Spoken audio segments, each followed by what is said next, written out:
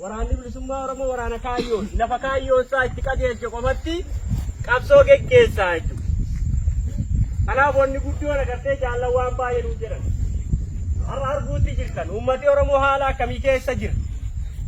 Kaleessa isintu keessaa bahee dhufe jechuudha. Nu caalaa isintu kebee. Uummatni isin qabeenya isaa qabuutti jira. Lubbuudhaan jiraachuun isaa fi ulfaachuutti jira jechuudha. Meeshaa garaagaraatu dachii Oromiyaa irratti dhoka'utti jira. Meeshaan dhoka'u sun dachii Oromiyaa irratti dhoka'utti jira. Dachii Oromiyaa kanarraa Oromoodhaa fi horii isaa qabeenya dachii Oromiyaatu irra jira. Isa kanatu mootummaa kanaan baduutti jira. Isa kanatu iggitii gochuudhaaf waraana bilisummaa Oromoo taataa jechuudha.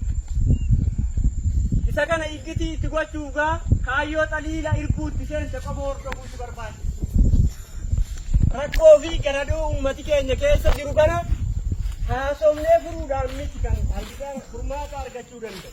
Tokkoof tokko akka agartee waraanni bilisummaa Oromoo har'a fuulduratti butee jiru kana isteeppii isaan immoo isintu butuu danda'u qabaa jechuudha.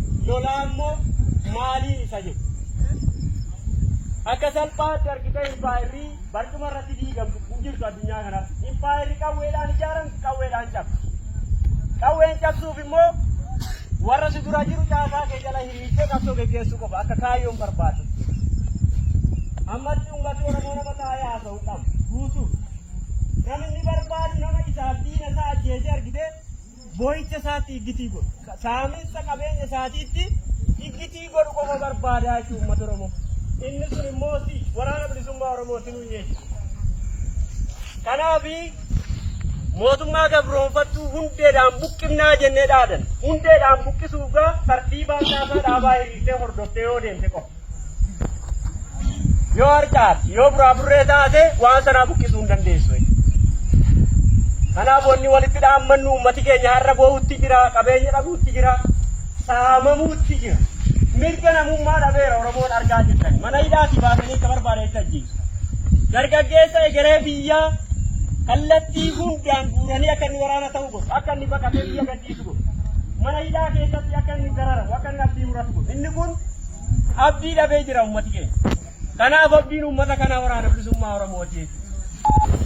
Abdii ta'uu fi danda'uu qabnaa jechuudha. Akkasii abdii taatuuf uummati bobaasaa jalatti leenjisee argitee gaachana isaa akkasii taatu waa irraa ittisuu akka dandeessuu fi aarsaa kaffalee leenjisuutti jira. Waan qaburraa nyaachisee leenjisaa jechuudha. Haga danda'amaa ta'e. Kanaaf immoo warra agartee galfatu yookiin ba'aa uummata sanaa baatu waan ta'eef ba'aa uummata sanaa hin sharafnu jennee erguutti seenne. Ba'aa uummati sun nutti kennate hin sharafnuu jennee erguutti seenne. Sharafuullee hin qabnu jechuudha. Sababii isaa kanarra warra lubbuun jiranii qofa osoo hin taane warra kaleessa boolla tokkotti argite Oromummaa isaaniitiif wareegamantu jira jaallatu. Daandii yookaan xurree isaan kaleessa nuuf saaqan aarsaadhaan haga har'aatti haga sa'aatii ammaa kanatti xurree isaan nuuf saaqan irra deemnee as geenye. Isa kanarraa boquun hin barbaachisu dabuun lellequun hin barbaachisu. Argitee addunyaa guutuu kanarratti biyyi waraana hin qabne yeroo hunda sodaatu du'aadha jechuudha. Gabrummaa jala jiraata. Yeroo kun biyyi waraana hin qabne gabroomaadha jechuudha. Oromoon kana dura waraana dhabee miti. Waraana xiqqaa faca'u malee waraana nima qaqqaba. Akkaataa jiraatu. Akkaataa quusuma isaatii gabroonfata ofirraa ittisaa ture jechuudha seenaa keessatti baratanii.